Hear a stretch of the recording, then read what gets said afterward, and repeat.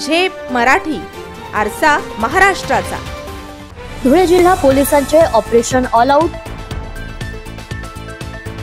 71 गुन्हे, 849 केसेस, लाखो रुपयांचा मुद्देमाल जप्त।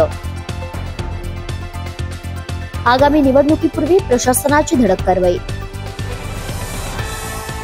आगामी निवडणुकांच्या पार्श्वभूमीवर धुळे जिल्हा पोलिसांनी गुरुवारी सकाळी 4 ते रात्री 10 वाजेपर्यंत ऑपरेशन ऑल आउट अंतर्गत मोठ्या प्रमाणावर कारवाई केली।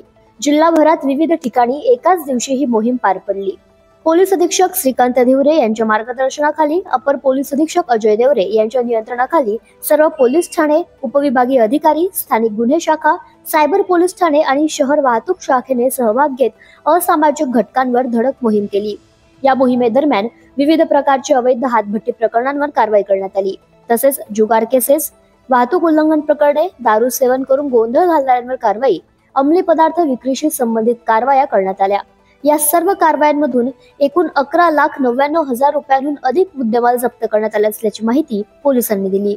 जिल्ह्यात शांतता राखण्यासाठी आणि गुंडगिरी रोखण्यासाठी पुढील काळात देखील वेळोवेळी नाकाबंदी, कोम्बिंग ऑपरेशन आणि ऑल आउट मोहिमा राबवल्या जातील असे प्रशासनाने सांगितले। प्रतिनिधी कार्तिक सोनवणे, झेप मराठी, धुळे। अशाच वेगळ्या आणि ताज्या बातम्यांसाठी पाहत रहा झेप मराठी, आरसा महाराष्ट्राचा। संपादक प्राध्यापक अनिल चव्हाण, धुळे।